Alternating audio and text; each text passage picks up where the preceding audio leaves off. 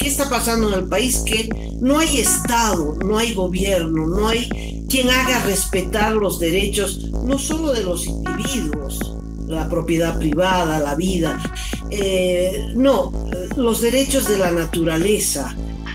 Las más destacadas, por supuesto, han sido las Londras, donde se secuestró y se torturó policías, periodistas y trabajadores agrícolas de las Londras. Esto es lo que apena. Hemos entrado a la barbarie entre cooperativistas, que son una infinidad de personas incontrolables. Subvencionamos 500 millones de dólares. Es que operan prácticamente en la impunidad, grupos armados. Lo que ha ocurrido este fin de semana es de terror, porque incluso han baleado las ambulancias que transportaban a los heridos. Las ambulancias no han podido llegar a los lugares donde hay en este momento heridos retenidos, porque han sido repelidos por estos grupos armados. Pero además, el otro común denominador es la ausencia de las fuerzas del orden y de la fiscalía. Estamos en un estado de no estado, ¿no? Del Far West, hemos ingresado al Far West, a todo lo que es ilegal, narcotráfico, minería del oro, que está ligado al narcotráfico porque a través del oro es la forma más fácil de lavar el narcotráfico, al negociado de las tierras, a los cultivos de coca en áreas protegidas, en parques nacionales, y eso es lo que sustenta esta economía. No es el gas, no es la minería legal, no es la agroindustria legal, no, lo que sustenta es esta economía de la barbarie, ¿no? De lo ilegal, el contrabando. Y bueno, esos son los miles de ciudadanos bolivianos que se dedican a eso. Y en Santa Cruz ya es terrorífico porque ese Santa Cruz verde, ese Santa Cruz del Parque Noel Kempf, de estos parques, están todos avasallados, Cacho. Y entonces cada vez que ocurren muertos, recién nos acordamos de esta situación, ¿no? Llegó un contingente, los pobladores les dijeron hay que ir a tal lugar, nos dirigiremos a tal lugar para tratar de rescatar a los heridos. Los policías se hicieron a los desentendidos y prácticamente todo el contingente de uniformados ha retornado a Santa Cruz. Y con esto da cuenta de que hay una especie de sometimiento, hay una orden política para que no actúen estos grupos armados con impunidad, vinculados efectivamente con el narcotráfico, con la minería ilegal, y por tanto no hay solución a la vista. Esto se va a mantener así, van a seguir avasallando más tierras fiscales, más tierras del Estado, y el Estado como tal no tiene cómo defender la tierra que le pertenece al conjunto del pueblo boliviano. Entonces duele, es una llaga abierta, y cada vez que ocurre esto son puñaladas a la naturaleza. Los interculturales que están avasallando tierras todos los días en el norte cruceño son sus militantes. Y los cooperativistas auríferos que hacen lo mismo en el norte de La Paz son sus militantes. Entonces no se va a comprar un pleito con sus militantes, por eso es que la policía desaparece, hace la que hace el operativo, pero luego retorna a sus bases. Los fiscales, imagínate, Amalia, han dicho que van a abrir un caso por homicidio y por portación de armas, no por toma de tierras. Es decir, hay un encubrimiento del gobierno, hay una protección del gobierno y tal vez manija del gobierno para ocupar con colonizadores Santa Cruz, ¿no? Un proyecto político, un proyecto electoral y un proyecto de asentamientos que podría ser ordenado, legal, con el INRA por delante. No, es con grupos armados. En Bolivia hay grupos armados del narcotráfico, de la minería ilegal, grupos armados del contrabando y grupos armados de los avasalladores de tierra. Estamos sobre una bomba de tiempo, no solo la económica, pero también la social.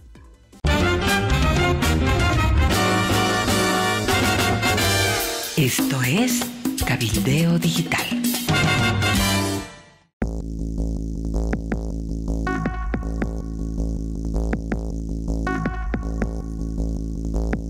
Hola, ¿qué tal? Bienvenidos. Esto es Último Momento, una alianza comunicacional entre Datapolis.bo y Cabildeo Digital. Cacho Herrera, Amalia Pando. Cacho, ¿qué tal? ¿Qué tal amigos del planeta? ¿Qué tal Amalia? En este lunes 4 de diciembre es nuestro programa número 11 con mucha información de último momento como lleva el nombre de nuestro programa. Te cuento, Amalia, amigos, que en este momento Cochabamba está prácticamente aislada, hablamos del departamento de Cochabamba, porque adicionalmente al bloqueo que se ha instalado en el trópico cochabambino ya hace 4 días, lleva el cuarto día de bloqueo, esta mañana se ha instalado un punto de bloqueo en el municipio de Vinto, en el Valle Alto, que conecta a la ciudad de Cochabamba con el occidente del país, perdón. Por tanto, estamos en este momento con las vías bloqueadas de Cochabamba hacia el oriente, la carretera nueva, y hacia el occidente, en la parte de Vinto. La única conexión que tendría en este momento Cochabamba con el oriente del país es a través de la vieja carretera Cochabamba-Santa Cruz. El trópico, como sabes, Amalia, están exigiendo mantenimiento y obras carreteras, y los de Vinto están pidiendo que haya mejor atención en términos de agua potable, que están exigiendo de parte de las autoridades de CEMAPA en Cochabamba atención inmediata a esta demanda de agua potable. Entonces, así están las cosas. Estamos comenzando una semana conflictiva. No se sabe si van a dialogar los transportistas del trópico con el gobierno en Laucaeñe, que es su exigencia, o en el aeropuerto de Chimoré, tal como planteó el ministro de Obras Públicas. Pero hay otras informaciones también muy delicadas, Amalia, así que yo te paso la posta. Esos bloqueos en Cochabamba, mira, huele a Evo Morales, ¿no? No creo que sean los transportistas, o son los transportistas, pero como instrumento de Evo Morales. Eso es parte de este tire y afloje a propósito de candidaturas y personerías jurídicas y control del MAS. Eso es lo que me parece. Conflicto, el de Santa Cruz. Es un conflicto que apena, es un conflicto que hiere no solo por los 2 muertos reportados, por lo menos fuente El Deber. Otros medios hablan de 1 muerto, 5 heridos, y los afectados hablan de sin número de heridos que no habrían sido encontrados, atendidos a consecuencia de la dificultad de ingresar a esta zona. Pero son 2 bandos de colonizadores, 2 bandos de avasalladores, uno local de Pailitas, así se llama la región que está en el municipio de San Carlos de Santa Cruz, y los de San Julián, que son los avasalladores de la región. Es el baluarte del evismo también, el baluarte de los que ingresan a las áreas protegidas y siembran coca.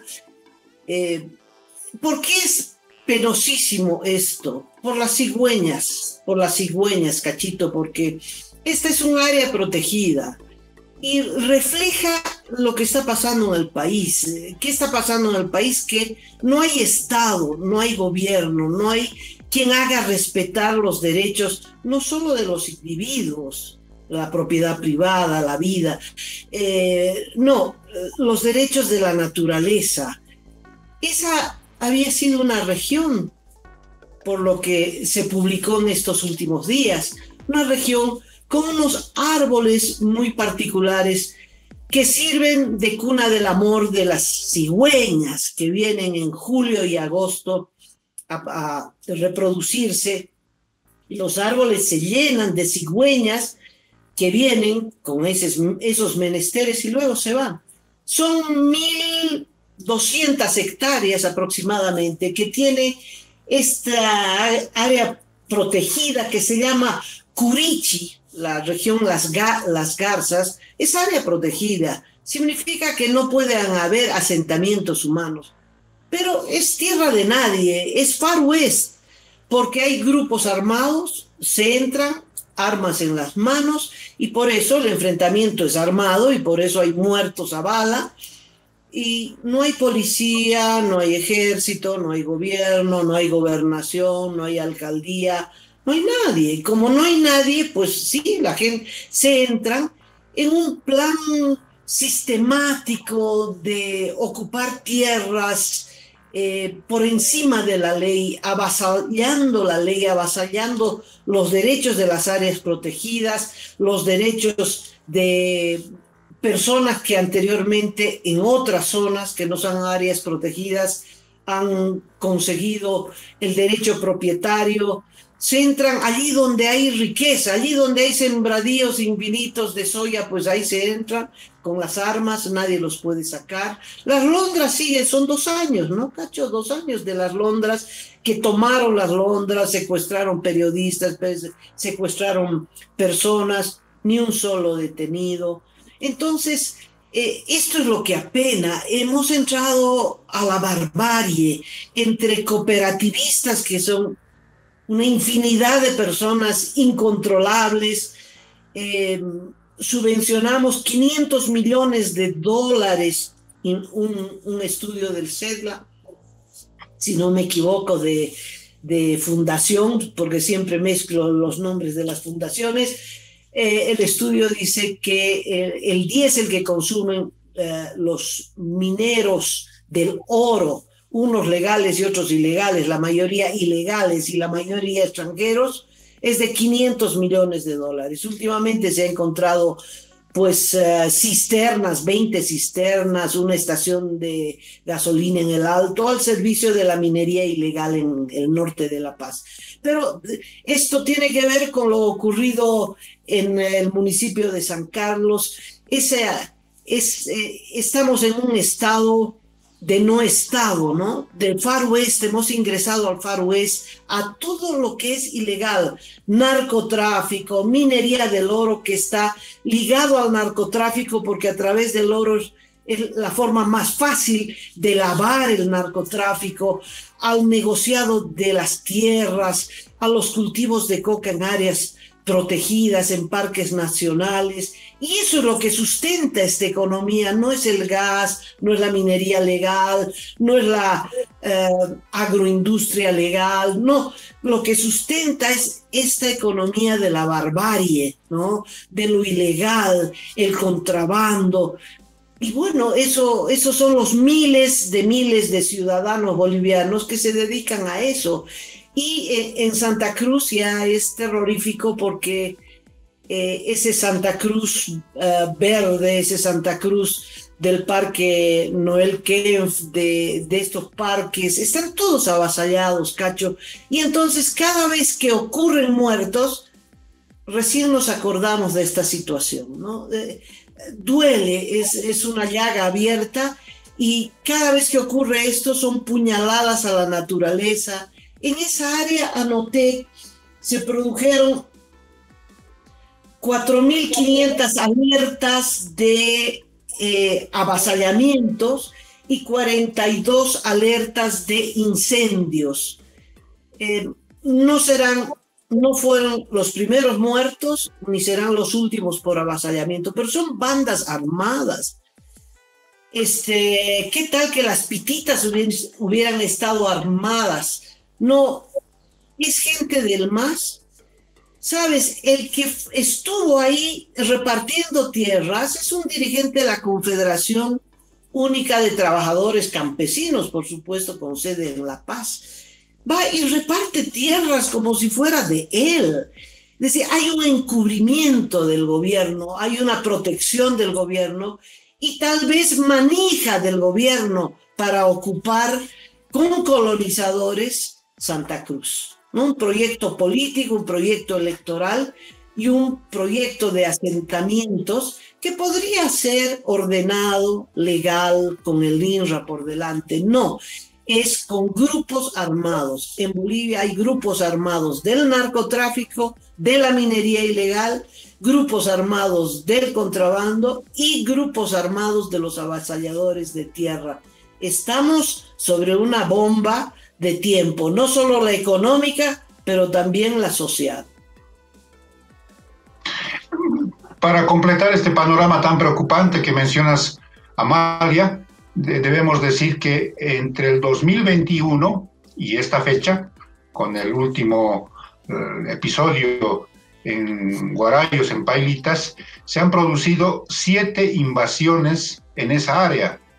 Las más destacadas, por supuesto, han sido Las Londras, donde se secuestró y se torturó policías, periodistas y trabajadores agrícolas de Las Londras, pero también hubo invasiones a otra propiedad que se llama Santagro. Entonces, ¿qué ha ocurrido en estas siete invasiones? Es que operan prácticamente en la impunidad, grupos armados.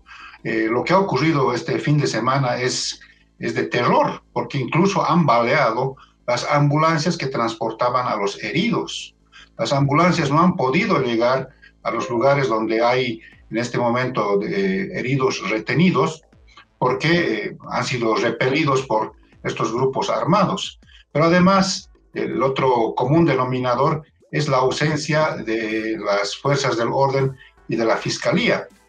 Amalia, cuando ocurrió el caso de Las Londras, inmediatamente el subcomandante de la policía de ese momento, estamos hablando de octubre de 2021, dispuso que un contingente salga de las instalaciones de Santa Cruz y se dirija a Las Londras por la alerta que se había despertado tras un avasallamiento y que estaban yendo ahí periodistas, incluso policías. Recibió una contraorden y tuvieron que volver los 200 policías que estaban yendo hacia Las Londras, tuvieron que retornar a su base en Santa Cruz. Exactamente lo mismo ha ocurrido ahora con el tema de Pailitas. Llegó un contingente, los pobladores le dijeron hay que ir a tal lugar, nos dirigiremos a tal lugar para tratar de rescatar a los heridos. Los policías se hicieron a los desentendidos y prácticamente todo el contingente de uniformados ha retornado a Santa Cruz.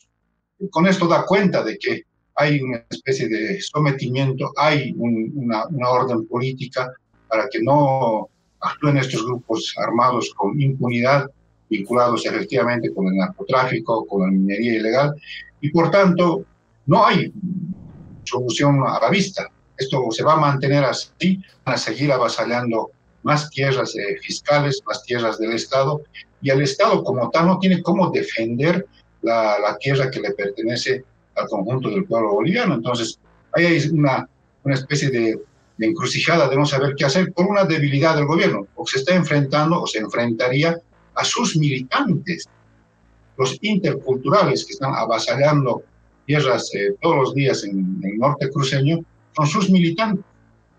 Y los cooperativistas auríferos que hacen lo mismo en el norte de La Paz son sus militantes. Entonces no se va a comprar un pleito con sus militantes, por eso es que la policía desaparece, hace la que hace el operativo, pero luego retorna a sus bases. Los fiscales, imagínate, Amalia, han dicho que van a abrir un caso por homicidio y por portación de armas, no por toma de tierras, no por avasallamientos. Entonces, la verdad que estamos en una situación muy complicada.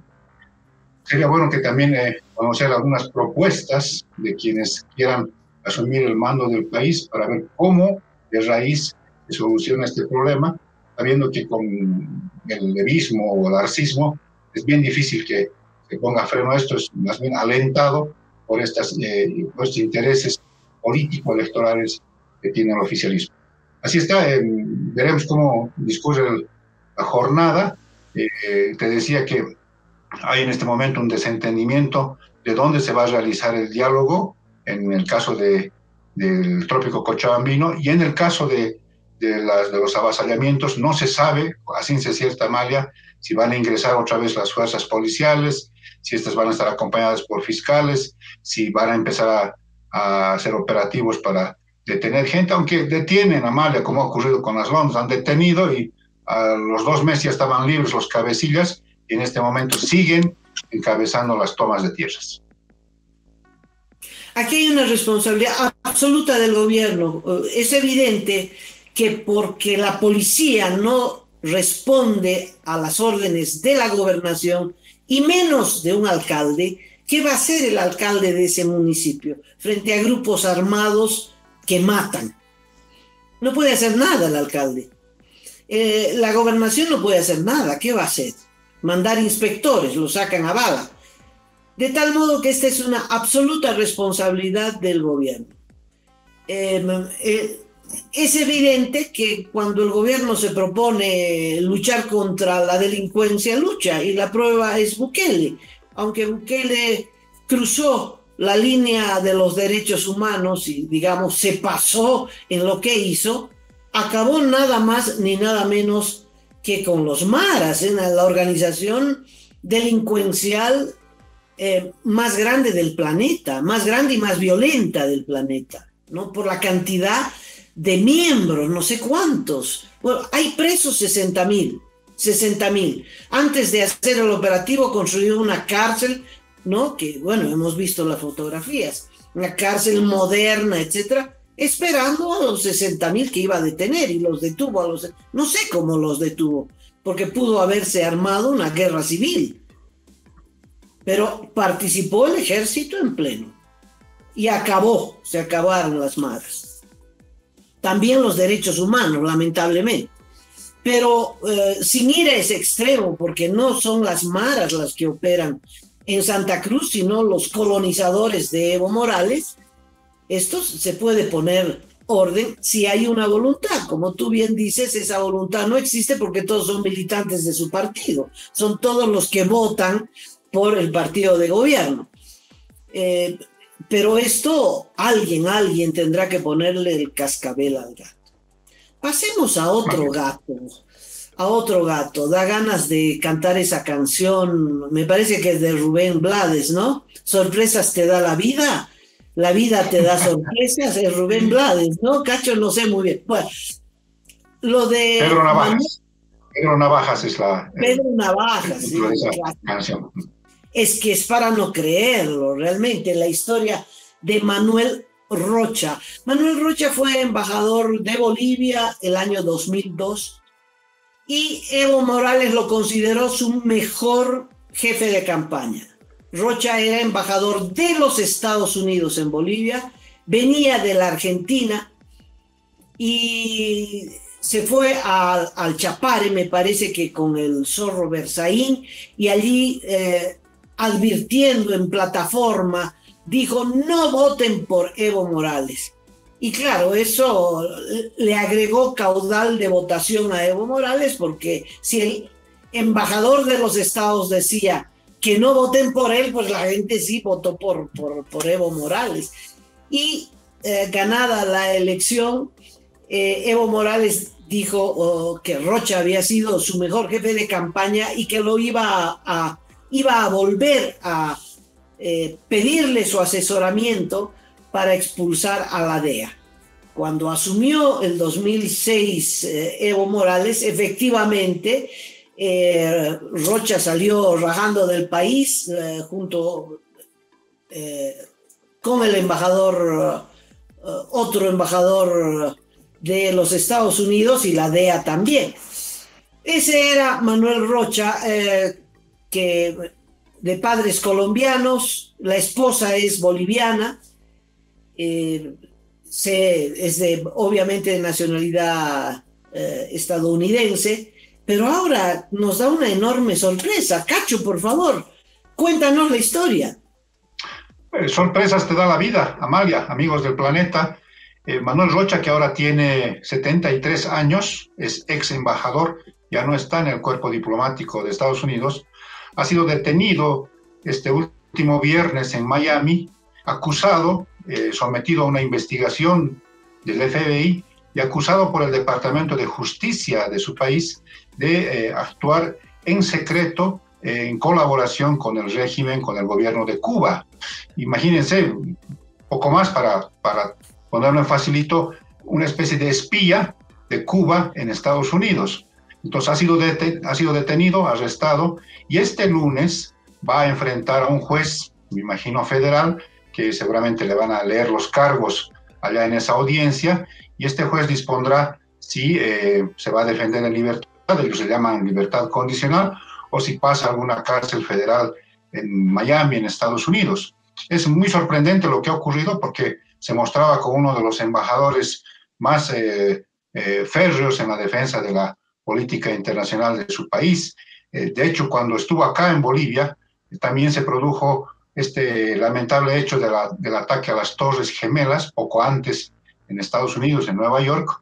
Yo me acuerdo que un día nos citó el embajador en ese momento, Manuel Rocha, a una reunión a los editores de La Razón. Fuimos a esa reunión y nos dijo con mucha contundencia que en un mes Osama Bin Laden y Al Qaeda iban a ser destruidos. Bueno, pasaron mucho tiempo y recién en el gobierno de Barack Obama se dio con la captura y con el asesinato de Osama Bin Laden. Entonces, ese era Manuel Rocha, que se lanzaba nomás, tenía una especie de también incontinencia verbal, pero también ayudó a Evo Morales en la campaña de 2002, cuando Evo Morales prácticamente terminó segundo después de Gonzalo Sánchez de Lozada, superando la votación en ese momento del candidato Manfred Reyes Villa de NFL. Esperemos qué es lo que va a ocurrir con la audiencia este lunes, pero realmente sorpresas te da la vida, Amalia. Sí, no, Rocha no estaba como embajador cuando asumió Evo Morales. ¿Cómo se llamaba el embajador al que lo expulsó? Se llamaba Philip Goldberg, que era ya igual otro embajador bastante rudo en su actuación con Bolivia. Fue el último embajador en realidad de Estados Unidos en Bolivia. A partir de ese momento hemos tenido solamente la representación de encargados de negocios. Manuel Rocha, el ahora investigado por la justicia de su país y detenido por el FBI, qué situación, ¿no? Estaba en el aeropuerto de Miami, lo detienen, ¿no? Trabajó en Cuba, estuvo como asesor en la embajada de los Estados Unidos en Cuba. No se aclara, la información no aclara si fue antes de Obama, porque Obama intentó normalizar las relaciones con Cuba, pero estuvo en Cuba Rocha. Y parece que, bueno, tiene que ser el periodo en el que hay una relación con el régimen, si es que la acusación es cierta, ¿no? Es realmente impresionante que Rocha sea un agente cubano, ¿verdad? Hizo todo lo posible, o por lo menos se mostraba como al revés, un adversario de Cuba y del régimen castrista, pero ¿qué te parece? Bueno, así son los espías, porque si no, no podrían ser espías. Los espías tienen que mostrarse aliados del régimen para poderlo espiar, ¿no? Por supuesto. Vamos a estar pendientes de esto. Materia para las plataformas que hacen películas ahora, Amalia, porque a mí me salta una curiosidad. O sea, o es un apego ideológico de parte de Manuel Rocha, que yo la verdad dudo que tenga una especie de identificación ideológica con Cuba, con su régimen en este momento. No tengo no me cuadra, para decirlo en fácil. O ha habido algún otro tipo de interés, quizás más económico, de algún tipo de privilegios, no sé, para hacer este tipo de trabajos de colaboración secreta, teniendo el cargo, teniendo la trayectoria que tuvo en el ámbito diplomático de Estados Unidos. No se tiene más información.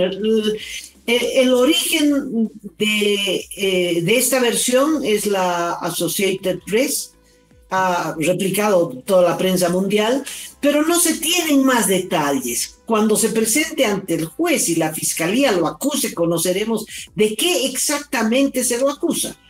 Si le pasó información una vez, si era un espía permanente, en fin, todas estas cosas no se saben todavía.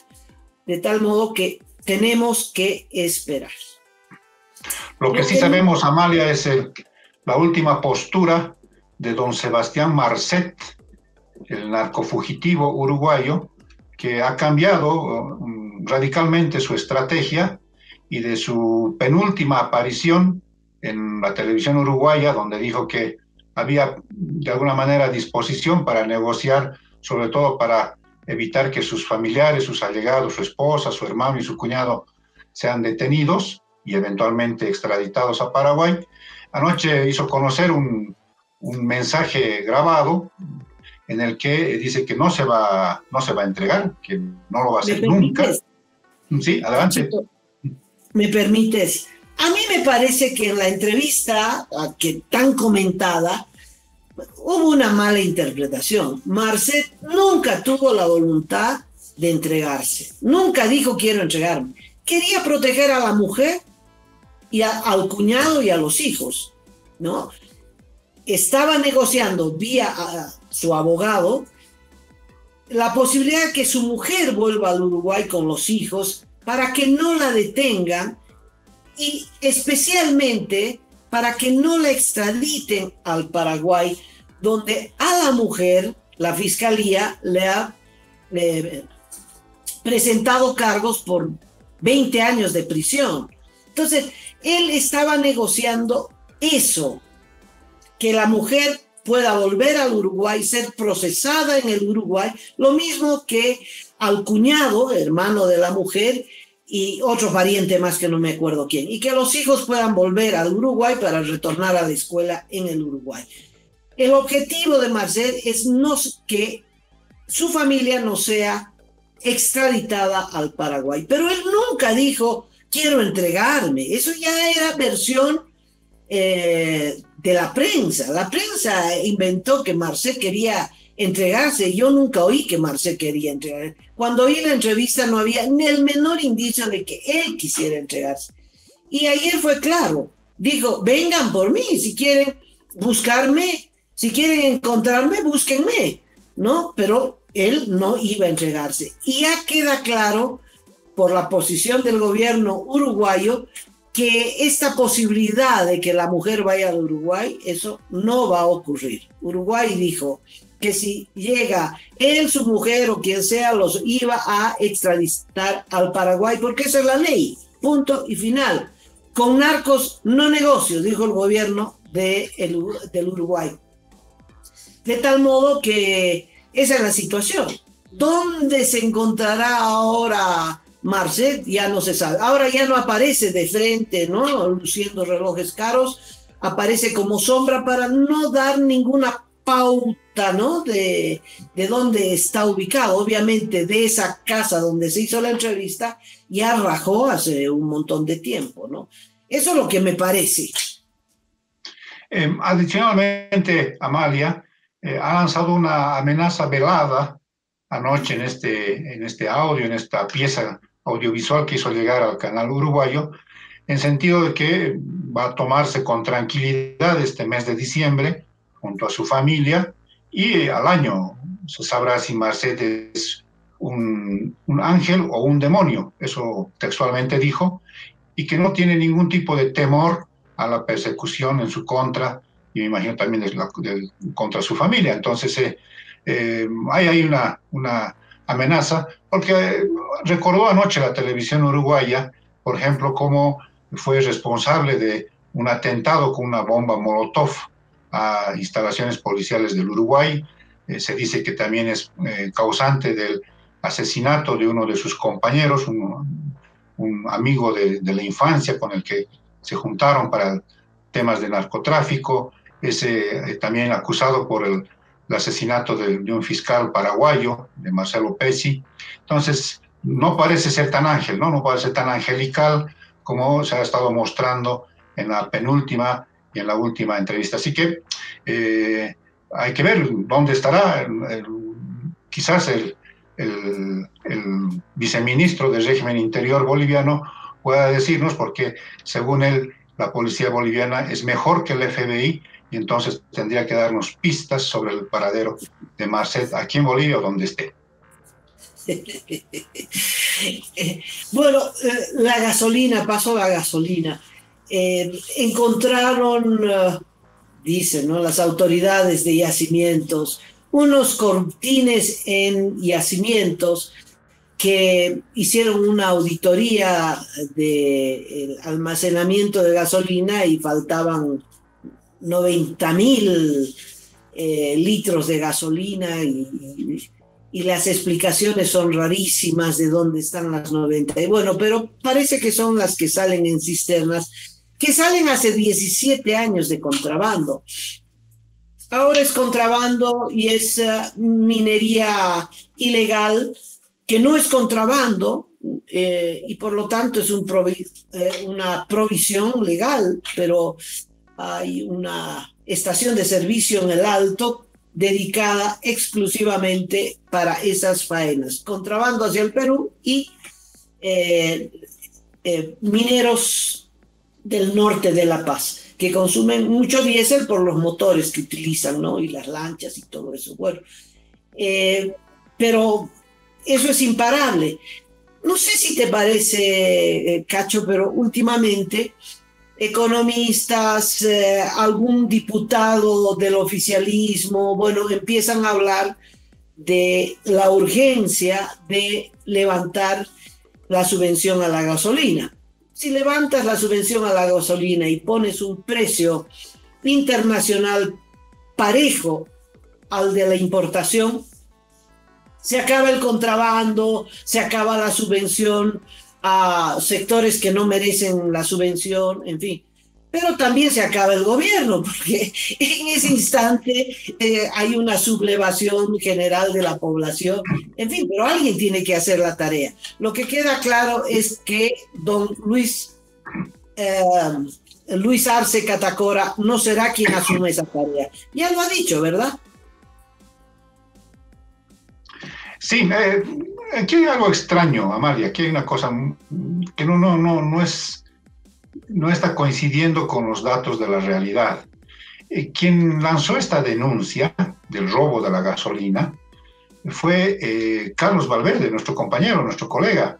Esto lo hizo, tengo entendido, el miércoles en su programa que tiene todos los días, y dijo que eran 100.000 litros que se habían robado y que el gerente de la planta de Palmasola había dispuesto que nadie salga de la planta hasta que se vea qué es lo que estaba ocurriendo. Al día siguiente, las autoridades del sector hidrocarburos dijeron que eran 91.000 litros y que la manera en la que hacían desaparecer esos volúmenes de gasolina eran a través de una figura que se llama la merma, que es cuando se traspasa o se trasvasa la gasolina o el diésel, se va chorreando, para decirlo en términos fáciles, y esa merma se va acumulando y es parte de una especie de margen que tienen de pérdida del combustible.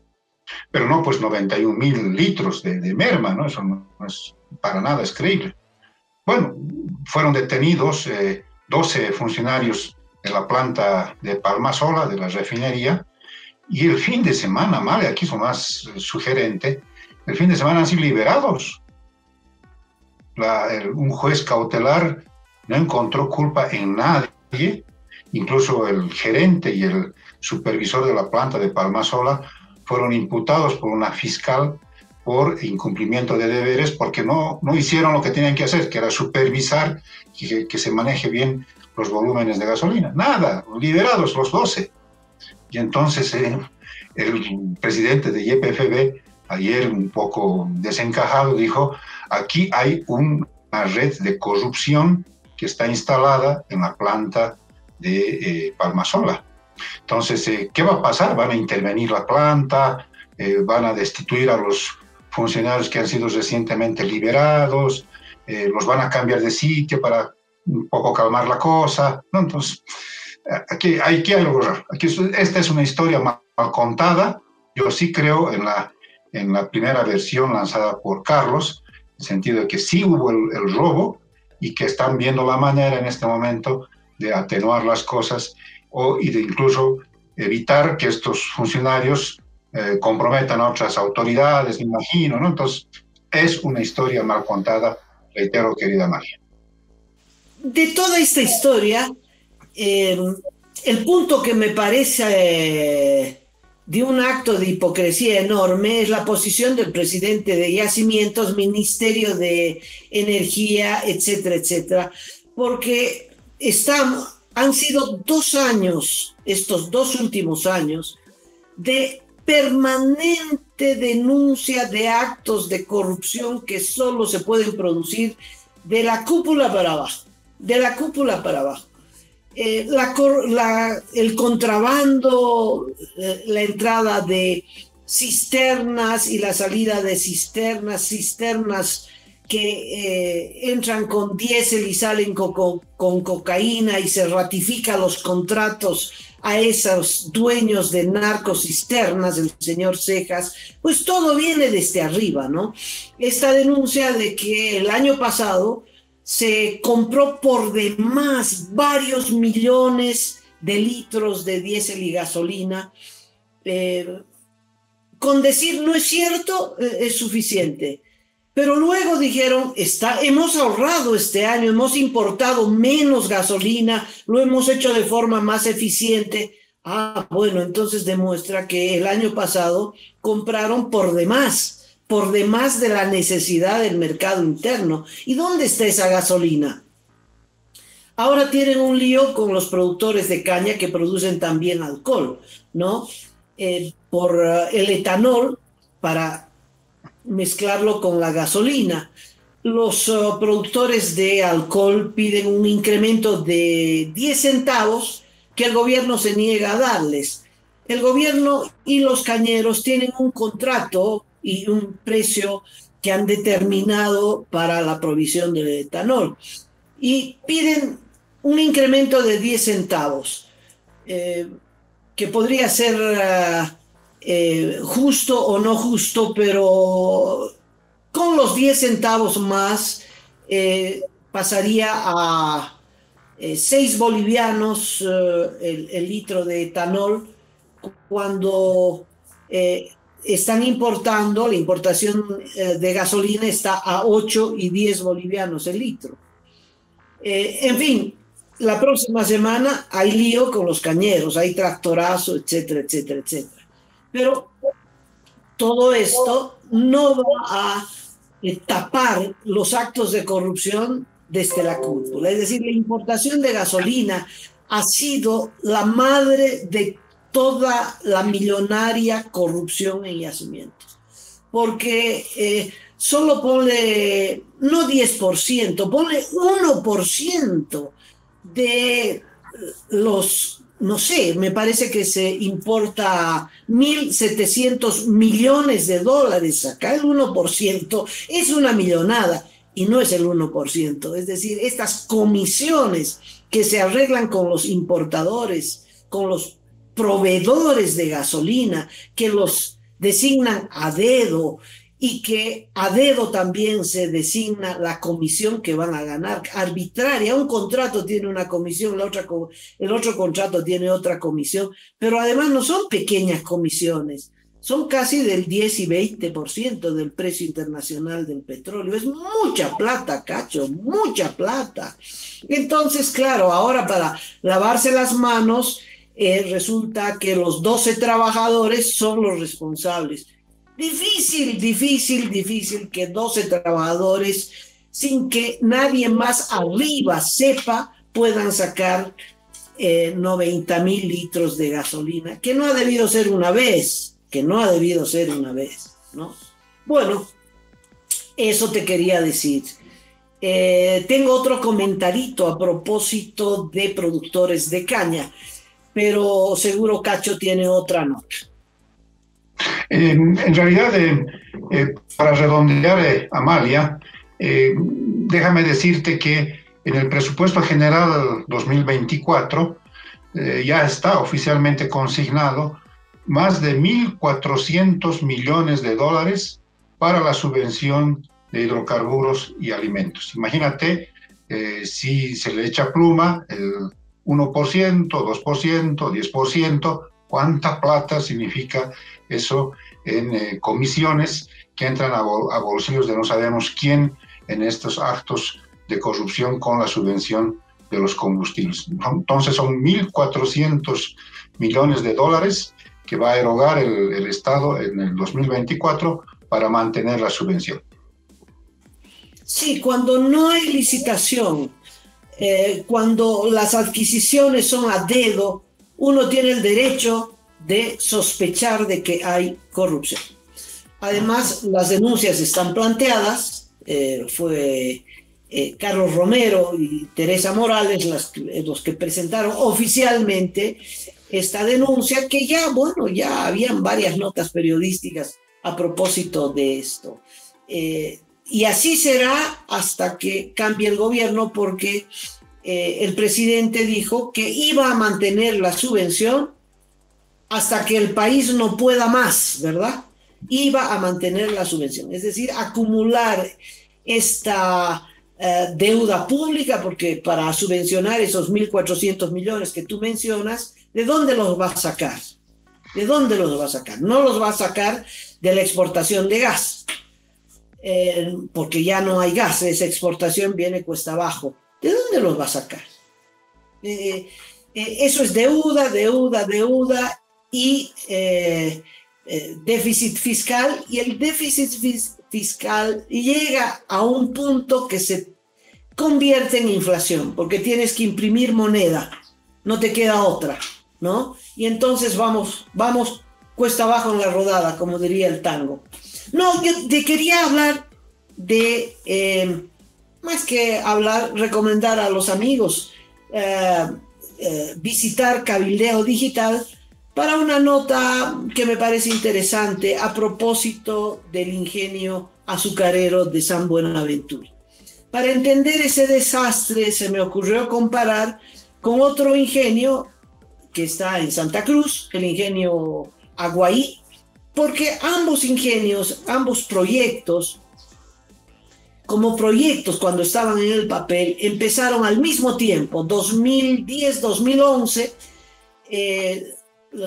los dueños de ahora el ingenio Aguaí y el gobierno entonces de Evo Morales diseñaron los proyectos San Buenaventura y Aguaí. Y claro, San Buenaventura hasta el 15-16 no había arrancado. Aguaí arrancó con todo el 2013, es decir, 3 años después. No les voy a llenar de datos, pero en el artículo se muestra la comparación como San Buenaventura está al 33% de su capacidad instalada, sin materia prima, lleno de subvención. Tenemos que pagar su déficit anual, todos los bolivianos. Haberlo instalado allí ha significado que el gobierno tenga que hacer puentes, caminos, etcétera, porque la ubicación era por demás mala. Y claro, hicieron todo al revés, montaron la planta que fue aumentando de precio sistemáticamente, contrataron a dedo a la CAMC de Gabriela Zapata, la promocionada por Gabriela Zapata, esta empresa china, que luego tuvo asesores cubanos. En fin, es una larga historia. Pero lo más dramático es que no tiene solución, Cachito, no tiene solución, porque San Buenaventura, que está a las puertas del Madidi, del Parque Nacional Madidi, han devastado bosque para sembrar caña, pues esa tierra no es apta para plantaciones de caña, ¿no? Así acaben con el Madidi y siembren todo de caña. El ingenio de San Buenaventura no tiene salida, ¿no? Mucha gente del Beni, porque está al lado de la planicie del Beni, en el Beni están sembrando caña, ahí no desmontan nada, está muy bien, pero la tierra no da para la caña, no da para la caña. Y claro, el punto de este artículo es que San Buenaventura se hizo sin estudios de prefactibilidad, como todos los grandes proyectos y gastadera de plata en nuestro país, sino que se hizo por un capricho de Evo Morales, porque había la historia de el avance hacia el norte de La Paz, en fin, un capricho. Dijo, aquí se hace San Buenaventura, aquí se trae la plata y no me importa cuánto se gasten, y montaron la planta y no había materia prima, y por eso Aguaí arranca a los 3 años del proyecto y San Buenaventura empieza, ¿no?, a media máquina y después a un tercio de máquina, 5 años después, 6 años después.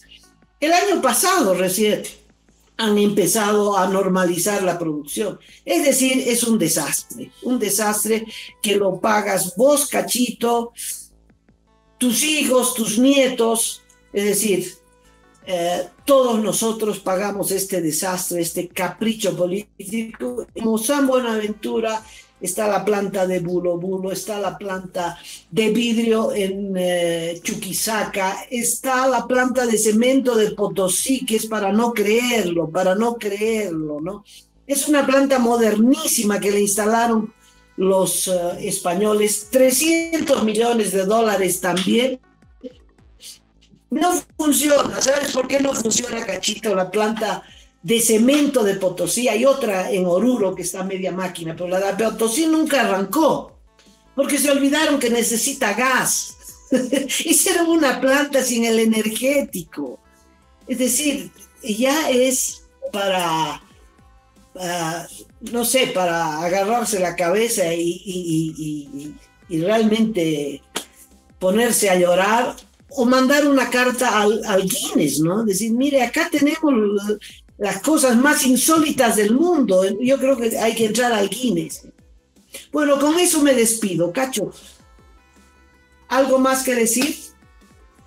No, yo creo que está redondo el panorama, Amalia. Están las cosas poniéndose color hormiga, cuando todo el mundo pensó que diciembre podía ser un tiempo de relativa normalidad, tranquilidad por las fiestas navideñas, porque vamos a cambiar de año. No, vamos a acabar el 2023 como arrancamos, tremendamente conflictivo, con bloqueos, con avasallamientos, con redes de corrupción en yacimientos. Bueno, estaremos informándoles, amigos del planeta, que nos observan diariamente, todo esto que ocurre en nuestro país todos los días. Agrego algo más. Y terminaremos con la prórroga de los magistrados serviles al gobierno.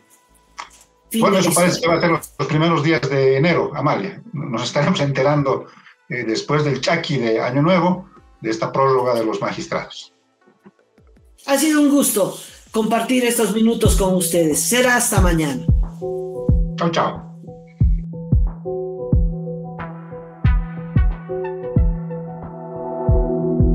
Aporta a Cabildeo Digital y apoya al periodismo independiente.